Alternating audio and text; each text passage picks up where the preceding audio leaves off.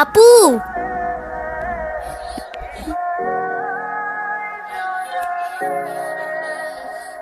আপু তাড়াতাড়ি আয়, ঈশান ভাই আসছে। এনো, এটা তোমার জন্য। Thank you. দেখি কি? আমাকে দিছে না?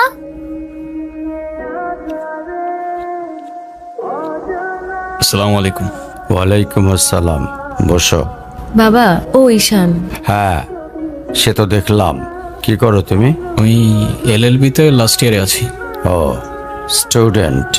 তোমার উদ্দেশ্যটা কিন্তু আমি বুঝতে পারছি। জি স্যার।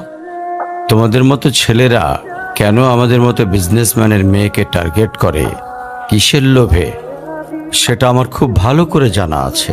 বাবা, কি বলছো এসব? তুমি চুপ করো, আমি কথা বলছি। তোমার ফ্যামিলিতে আর কে কে আছেন? বাবা মা দুজনেই আছেন, কিন্তু ফ্যামিলি বলতে আমি একা। তার মানে আমি তো ঠিক বুঝলাম না। তারা আমার সাথে থাকে না, সেপারেটেড। ও, বুঝতে পারছি। তা প্রবলেমটা কার ভেতরে? বাবা মাকে ছেড়ে চলে গেছেন নাকি মা বাবাকে? আপনি ঠিক কি মিন করতে চাচ্ছেন আমি ঠিক বুঝলাম না স্যার। আই মিন, ক্যারেক্টারের প্রবলেমটা কার ভেতরে ছিল, তোমার বাবার না মার? আরে সমস্যা তো আপনার ক্যারেক্টারে। You don't even know the basic manners. কিভাবে কারোর সাথে কথা বলতে হয় সেই ভদ্রতাটাও শেখেন নাই আপনি। আমাকে আসছে আমার বাবা মা নিয়ে কথা বলতে। আর হোয়াট ইউ মিন ভাই, তোমার মতো ছেলে? হ্যাঁ, কি টার্গেট করছি আমি? আপনার টাকা?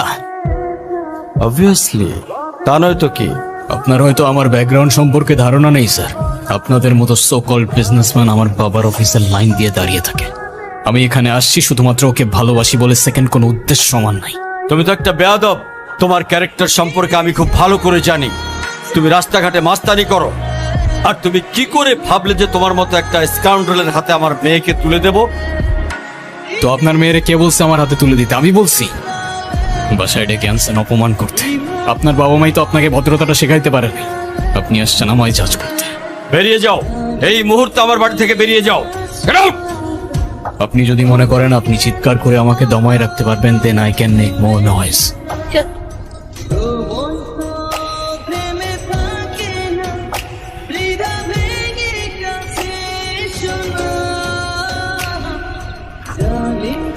তুমি এটা কেন করলা? ঈশান, আমি তোমাকে বারবার বলছি বাবার সামনে রাগটা একটু কন্ট্রোল করে ভদ্রভাবে কথা বলতে। আমার জন্য এতটুকু করতে পারলা না?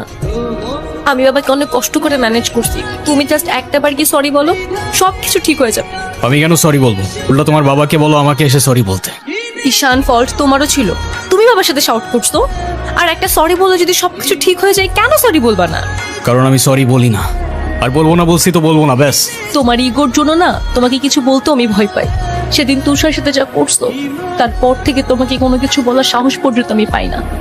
এরকম চলতে থাকলে দেখবে একদিন আমিই চলে যাব। তো যাও না, তোমায় তো আর কেউ আটকায় রাখে নাই। রাখছি, আমি আটকায় রাখছি? ঈশান প্লিজ একটু বোঝার চেষ্টা করো। তুমি বাবার কাছে গিয়ে একটাবার সরি বললে সব ঠিক হয়ে যাবে। আরে আমি সরি বলবো না ভাই, বলবো না আমি সরি। এটাই কি তোমার শেষ ডিসিশন? এখন কি তোমার পেন আর পেপারে সাইন করে বলতে হবে নাকি? ঈশান, আমি যদি আজকে এখান থেকে চলে যাই, হয়তো আর কোনোদিন ফিরে আসবো না। আবে তো যাও না, কে আসতে বলছো তোমাকে? যাও।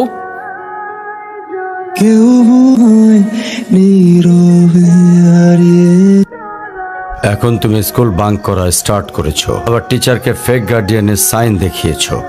এমনটা আমি তোমার কাছ থেকে কখনোই আশা করিনি নানু ভাই। ভাইরা, নানু ভাইকে সরি বলো। আই ডোন্ট সে সরি, আমি সরি বলবো না। ভাইরা সরি বলো। আমি কি করলাম? আমি কেন সরি বলবো? কখনো কখনো আমাদের ভুল না থাকলেও সরি বলতে হয়। বেসিক্যালি ওর কোনো দোষ নেই। ওকে মার্কশিটের সিগনেচারটা আমিই করে দিয়েছিলাম, আর ওকে আজ স্কুল বাঙ্ক করতে দেওয়াটাও আমার ঠিক হয় নাই। তো ওর হয়ে আমি ক্ষমা চেয়ে নিচ্ছি, সরি। কি হয়েছে স্যার? আমার জেদের জন্য আমার মেয়ের লাইফটা শেষ হয়ে গেছে। ওনো আমাকে অনেক বোঝানোর চেষ্টা করেছিল, আমি বুঝিনি। ভেবেছিলাম আমি যে ছেলেকে চুজ করব সেই হবে ওর জন্য বেস্ট।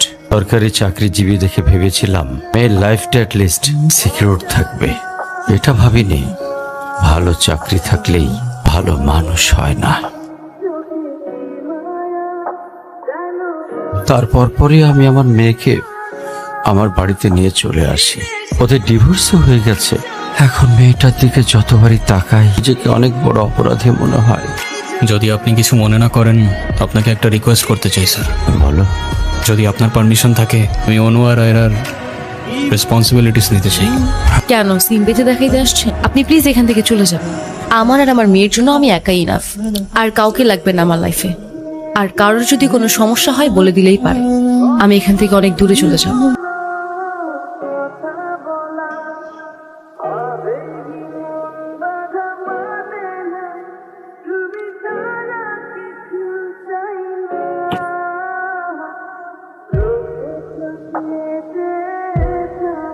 আজকে স্কুলে কেমন পড়াশোনা করলা বাবা? ভালো। টিফিন সবগুলা খাইছিলা? সব শেষ করছে তো? ঈশান, কেমন আছো তুমি?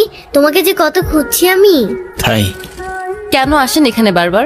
আপনাকে নাচতে নিষেধ করছি? প্লিজ চলে যান তো, আমাদেরকে একটু শান্তিতে থাকতে দেন।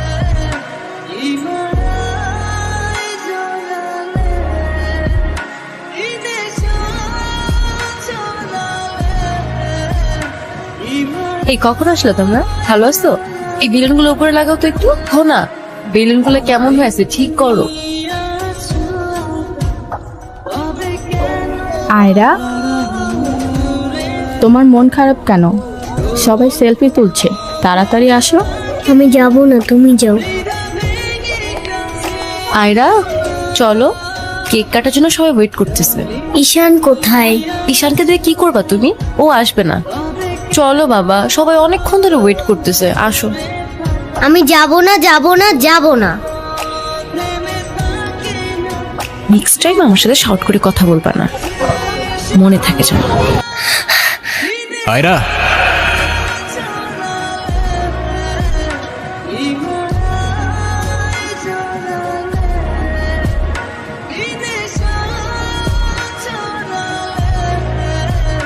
হ্যাপি বার্থডে বন্ধু।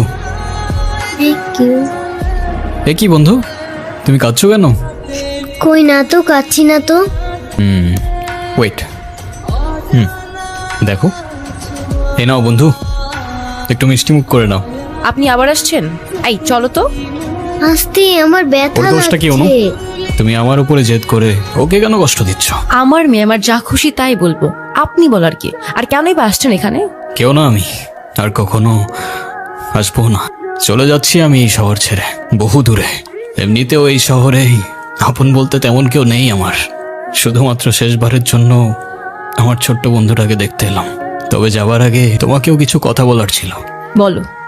বাবা মা থাকতেও তাদের ভালোবাসাটা কখনো পাইনি আমি। ছোটবেলা থেকে একা একা থাকতে শিখে গেছি।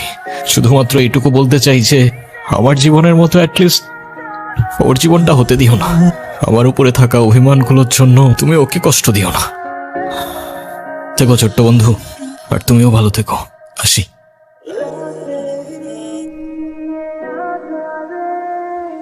ঈশান,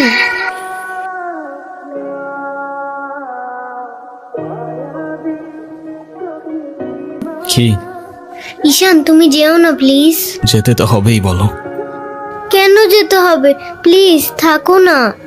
থেকে আর কি করব বলো? এই শহরে তো আপন কেউ নেই আমার। কে বলেছে আপন কেউ নেই? আমি আছি না, তুমি আমার সাথে থেকে যাও। থেকে যাব? হ্যাঁ প্লিজ প্লিজ। ওকে বন্ধু, থেকে গেলাম।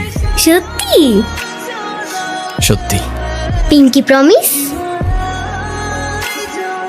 Pinky promise. Happy Happy birthday to you. Ayra. Happy birthday Happy to birthday. dear Ira.